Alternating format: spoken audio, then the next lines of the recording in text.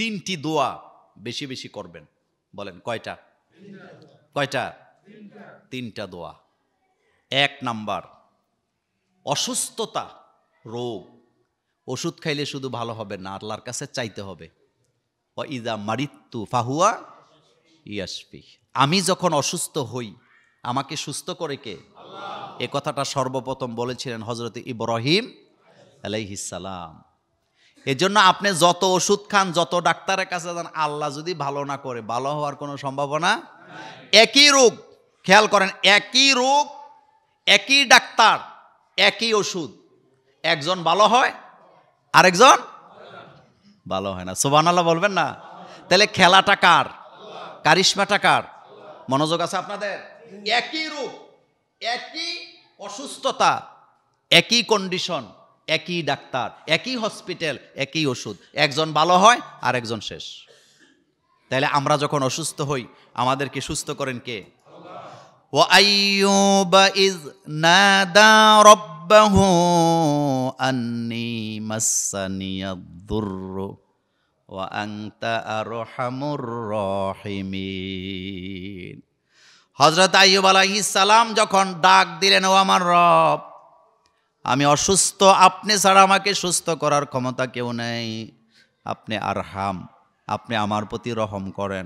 আল্লাহ রব্বুল আলামিন বললেন, জবাবে বললাম, ফাস্তাজাবনা লাহু ফাকাশাফনা মা বিহি মিন দুররিন, আমি আমার আইয়ুবের ডাকে সাড়া দিলাম, আমি তার অসুস্থতা দূর করে দিলাম। ফাস্তাজাবনা, আমি তার ডাকে সাড়া দিলাম। ফাকাশাফনা, আমি তাকে শেফা দিলাম, মুক্ত করে দিলাম রোগ থেকে, আমি তাকে সুস্থতা দান করে দিলাম। তাইলে এই পয়েন্টে কথাটা শেষ। যত অসুস্থতা হোক, ছেলে অসুস্থ, মেয়ে অসুস্থ, আত্মীয় স্বজন অসুস্থ, নিজে অসুস্থ, বিবি অসুস্থ, মা অসুস্থ, বাবা অসুস্থ, রোগ মুক্তির জন্য ক্ষমা চাইবেন কার কাছে? আল্লাহ ছাড়া কেউ রোগ মুক্তি করতে। ওষুধটা হইল ওসিলা। বলেন, ওষুধটা কি? ওসিলা, কিন্তু শেফা দেওয়ার ক্ষমতা কার? আল্লাহ পাকের। নাম্বার 2, বিপদে যখন পড়বেন আল্লাহর কাছে চাইবেন। আমাদের দেশের নেতারা, বেনামাজিরা বিপদে পড়লে জিলাপি লইয়া মসজিদে যায়। কথা কর না কেন? নামাজি লোকেরা জিলাপি খাওয়ান, মসজিদে হাদিয়া দেন, আমার কোনো আপত্তি নেই, আপনার দোয়া কবুল হবে।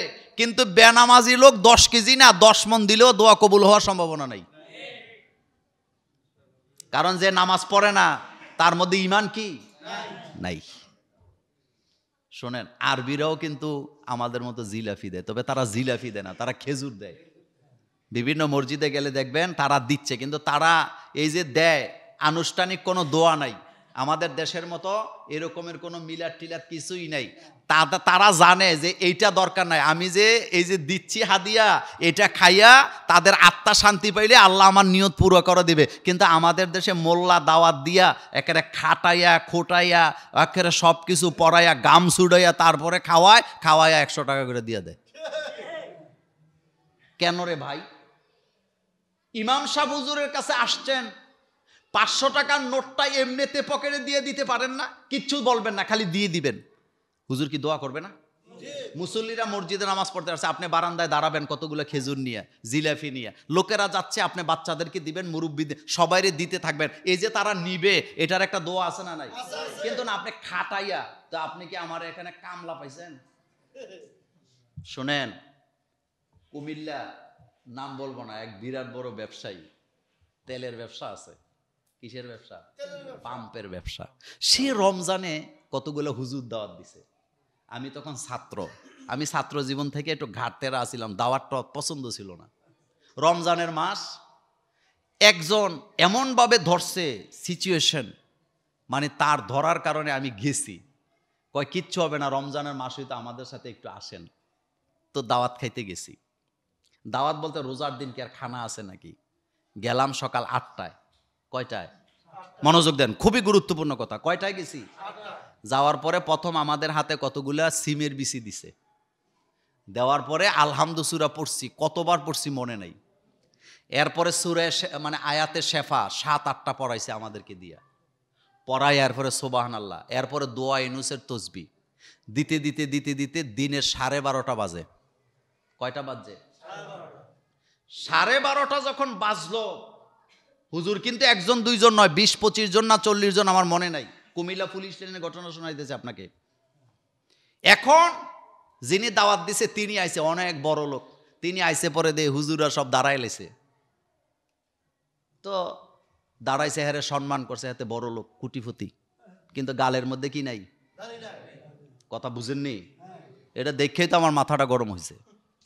এখন আয়সা বলতেছে আমার আব্বার কবর অমুক জায়গায়, আপনারা সবাই ওখানে একটু যাইতে হইব। হুজুরা রাজি, কারণ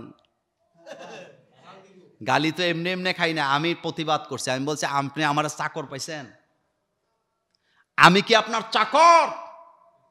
সকালে 8টা বাজে আনছেন, দিনের বাজে 12:30, কতক্ষণ সিমির বিসি, কতক্ষণ এটা, কতক্ষণ, আপনি কি চাকর পাইছেন আমারে? এখন আবার আপনার বাপের কবরে যাইতে হবে? এই দাওয়াত আমার দরকার নেই। সেখান থেকে বাইর হয়ে আসার পরে বাগিচাগাঁও, রেস কোর্স, এরপরে কালিয়াজুরির সব ইমামরা আমার বিরুদ্ধে অপপ্রচার করছে, আমি নাকি বেয়াদব। আমি বলছি এই জবাব একদিন আল্লাহর কাছে তোমরা দিবা। আচ্ছা বলেন তো, আমি যে আপনাদের খতিব হইছি, ইমাম হইছি, আমি কি আপনাদের মুনি খাটার জন্য আসছি? আমি বলছি 20 টাকার দাওয়াতে আমার দরকার নাই, কারণ রাসূলুল্লাহ এভাবে খায় নাই দাওয়াত, আমি খাবো না। আল্লাহ আমাকে 20,000 টাকার ব্যবস্থা করে দিছে। এটা আমি শুকরিয়াতান বলছি, অহংকার করে বলি নাই, কারণ আমার ইমান কি ছিল, হেতে টাকাওয়ালা কয়েকটা পাম্পের মালিক আমার নিয়ে সারাদিন খাটাইয়া হেতে আমার 100 টাকা 500 টাকা 1000 টাকা করে দিয়ে দিব। তোর টাকায় বেটা থুতু মারি বেটা। আপনি মানুষের কাছে দোয়া চাইবেন না, তাকে কিছু দিয়ে দিবেন। রাসূল বলছে কাউকে খাওয়াইয়া দোয়া চাইতে হয় না, খাওয়াইলেই আরশে আজিম খুশি হয়ে যায়, আর ওই বান্দার যত অভাব আছে আল্লাহ দূর করে দেয়। আপনি নিজে নামাজ পড়েন না, আপনার ঘরে কেউ নামাজ পড়ে না, বিপদে বললে আপনি জিলাফি কতলাইন না, আপনি কবেন হুজুর দোয়া করেন, আর আমার পকেটে 100 টাকা দিয়ে দিবেন, এত সোজা না দোয়া।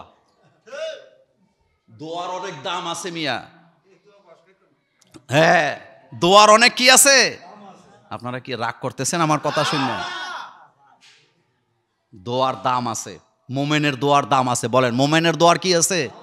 এই যে মাদ্রাসার ছাত্রগুলা দেখছেন না, আল্লাহর কসম করে বলি, এই বাচ্চাগুলা যখন রাস্তা দিয়ে হাঁটে, আপনি একটা চকলেট দিয়েন, দেখবেন আপনার যে কোনো সমস্যা আপনি দেখবেন সমাধান হয়ে যাবে। কেন হবে জানেন? কারণ তলিবুল এলেমরা যখন রাস্তা দিয়ে হাঁটে, রহমতের ফেরেশতাদেরকে আল্লাহ অর্ডার করে আরশে আজিম থেকে, আমার এই বান্দার মাথার উপরে পায়ের নিচে তোদের ডানাগুলি বিছাই দে। কিন্তু আপনি কিন্তু বাসের কন্ট্রাক্টররাও দেখবেন, মাদ্রাসা ছাত্র দেখলে হাতে ঠেল্লা নিয়ে ফিসে দেয়, আছে না? শিখেন নাই, জাগা মতো দোয়া নিতে জানেন নাই। আপনি যার কাছে দোয়ার লাইগা যান, হেতের কাছে দোয়া নাই, যেখানে দিলে কাজ হবে ওখানে দিবেন। একটা ভিক্ষুক রাস্তায় বসে আছে, আপনি কিচ্ছু বলবেন না, পকেট থেকে দিয়ে দিবেন, যা আছে তাই দিবেন। আমি সবসময় আমার ড্রাইভারকে, আমার পিএসকে, যে তারা দুইজন এখানে আছে, সবসময় ধমকাই যে বাংতি টাকা গাড়িতে সবসময় থাকতে হবে।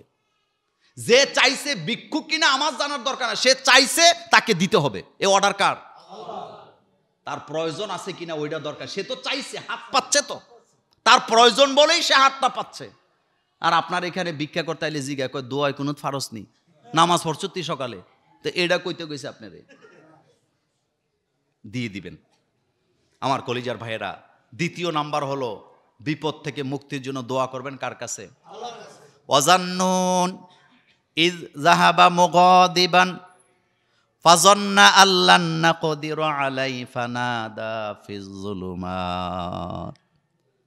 হযরত ইউনূস আলাইহিস সালাম যখন অন্ধকারে চলে গেলেন, মাছের পেটে, সমুদ্রের ভিতরে চলে গেলেন, সেখান থেকে তিনি বুঝতে পারলেন আল্লাহ ছাড়া আমাকে কেউ ক্ষমা করতে পারবে না, রক্ষা করতে পারবে না। তিনি সেখান থেকে ডাক দিলেন, লা ইলাহা ইল্লা আনতা সুবহানাকা ইন্নী কুনতু মিনাজ জালিমিন।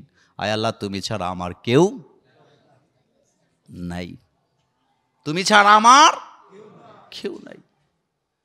আয় আল্লাহ, তুমি ছাড়া আমাকে রক্ষা করার ক্ষমতাও কারণ নাই। আল্লাহ পাক বলেন ফাস্তাজাবনা লাহু ওয়া নাজ্জাইনাহু মিনাল গাম্মি ওয়া কাযালিকা নুনজিল মুমিনিন।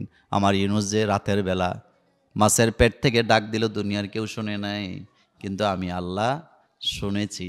শুধু শুনি নাই, আমি জবাবও দিয়ে দিলাম। আমি আমার ইউনুসকে মাছের পেট থেকে বের করে দিলাম। আর বাইটটা সমুদ্রের মাঝখানে করে নাই। মানে ব্যাপারটা এরকম না যে সমুদ্রের মাঝখানে মাছ ইউনুস আলাইহিস সালামরে গিলে ফেলছে, তিনি দোয়া করছে আর আল্লাহ মাছের পেট থেকে বাইর করে দিয়েছে। ব্যাপারটা কি এমন ছিল? তো উনি সমুদ্রের মাঝখান থেকে আসবে কেমনে? এই জন্য আল্লাহ পাক বলেন আমি মাছের পেটের ভিতরে বেদনা শুরু করায় দিলাম। বলেন, তার মানে ইউনুসকে হজম করার ক্ষমতা তার নেই। এবার মাছ ছুটছে তীরের দিকে যাইয়া মাছ তীরের মধ্যে বমি করে ইউনুসকে বের করে দিছে। আপনি মনে করছেন যে সমুদ্রের মধ্যে মাছের পেটের ইউনুস বাইরে হয়ে গেছে? এমন না, কারণ উনি আসতে হইব কিনারায়। এজন্য আল্লাহ মাছের পেটের ভিতরে বেদনা তৈরি করছে, মাছ কিনারায় এসে ইউনুস আলাইহিস সালামকে কিনারার মধ্যে বমি করে বের করে দিছে। কারণ আল্লাহ যারে মুক্ত করে একেবারে কি করে? মুক্ত করে দেয়। এরপরে 3 নাম্বার, সন্তান। ভালো সন্তানের জন্য আল্লাহর কাছে দোয়া করবেন। আমরা আল্লাহর কাছে সন্তান চাই, কিন্তু নেক সন্তান চাই না। এটা একটা সমস্যা আছে। খালি এক হুজুর দোয়া করেন এটা বাচ্চা যাতে। আরে ভাই, বাচ্চা হবে কি? বাচ্চা হইলেই তো না। ফেরাউনের মতো বাচ্চা হইলে হবে? হামানের মতো হইলে হবে? কারুনের মতো হইলে হবে না। বলবেন আল্লাহ আপনি আমার একটা নেককার বাচ্চা দেন। কি বাচ্চা? কি বাচ্চা? ওয়াজাকারিয়া ইয নাদা রাব্বাহু রব্বি লা তাযারুনি ফারদা। দেখেন দোয়ার নমুনা। তিনি বলতে পারতো আল্লাহ তুমি আমার একটা সন্তান দাও, এরকম বলে নাই। বলতেছে আল্লাহ তুমি আমার একা চাইরো না। সুবহানাল্লাহ বলেন। তুমি আমাকে রব্বি লা তাযারুনি ফারদা, আপনি আমারে একা ছেড়ে দিয়েন না। আমার বংশটা যাতে রক্ষা হয়, আমার সিলসিলাটা যাতে টিকে থাকে, সেই ব্যবস্থা আপনি করে দেন। তো তিনি কি বুঝাইতে চাইছে? আল্লাহ বোধহয় বুঝে নাই। ইশারাতে বললে বোধহয় আল্লাহ বুঝে না। শোনেন, কিছু কিছু ব্যাপার আছে আল্লাহ পছন্দ করে। আল্লাহ বলে আমার জাকারিয়া যখন বললেন রব্বি লা তাযারনি ফারদা, আল্লাহ আপনি আমার একা ছাইরেন না, আমার যেন কি হয় বংশটা টিকে থাকে, একটা ব্যবস্থা করেন। আল্লাহ বলেন এই কথাটা আমার কাছে ভালো লাগলো, আর আমি হযরতে ইয়াহইয়াকে তাকে দান করে দিলাম। কাকে দান করছে? তাহলে দোয়ার মধ্যে কৌশল আছে না নাই? শুনেন, দমকায় দমকায় আল্লাহর কাছে চায় অনেকে, এরকম দেখছি। এরকম মুনাজাত আছে না? মুনাজাত মানে আপনি কাকুতি মিনতি করে আল্লাহর কাছে চাইবেন।